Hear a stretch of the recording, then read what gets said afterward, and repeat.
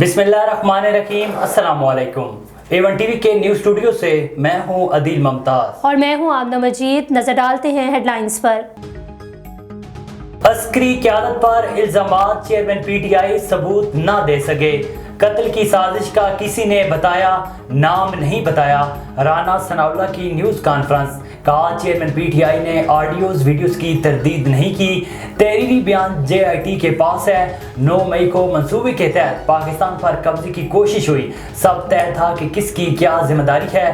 Tiger force बनाने का मकसद 9 मई जैसे वाक़यात करना है। जिसने जुर्म किया सजा मिलेगी। ओपन मार्केट में रुपया तगड़ा, $7 सस्ता, $305 से कम होकर 298 का हो गया।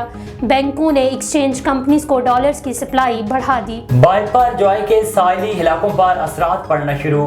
कराची, कैटी बंदर, साकरो, खारो, बगान में तेज हवा।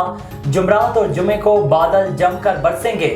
तूफान शहर कायस से 430 किलोमीटर के फासले पर, मरकज में 150 किलोमीटर फी घंटा की रफ्तार से हवाएं। ठट्ठा सजावल बदीन से शहरियों का इनखला जारी। अब तक 37,000 से ज्यादा अफराद महफूज मकामात पर मुंतकिल हो सके।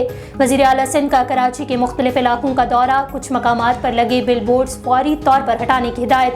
बिलावल भुट्टो की अरकान असम्बली को हलकों में रहने की हिदायत। बाइपर जॉय के भारतीय शहर गुजरात पर असरात, 8 अफराद हलाक। साहिल से 10 किलोमीटर तक का इलाका खाली करा लिया गया। हेडलाइंस आपने जानी। आपको बताएं, डिप्टी कमिश्नर राजनपुर ने सैलाब से निपटने के लिए रेस्क्यू 1122 की जानिब से मॉक एक्सरसाइज की मशकों का मुआयना किया। डिप्टी कमिश्नर राजनपुर ने कोट मिठन के नजदीक दरियाए सिंध पर जारी फर्जी मशकों का मुआयना किया। इस मौके पर उन्होंने महकमा सेहत, लाइव स्टॉक, सिविल डिफेंस, समाजी तंजीमों की जानिब से लगाए गए रिलीफ कैंप्स का भी दौरा किया। इस मौके पर district emergency officer rescue 1122 doctor Mohammad Aslam, control room in charge Rahat Ali और दीगर मुतल्लिका अफसरान मौजूद थे। रेस्क्यू 1122 के चाको चौबंद दस्ते ने डिप्टी कमिश्नर को सलामी दी। डिप्टी कमिश्नर ने रेस्क्यू से खिताब करते हुए कहा कि रेस्क्यूज कौम के हीरो हैं और आप अपनी सलाहियतों को मजीद उजागर करें। अल्लाह ताला आप सबका हामी नासिर हो।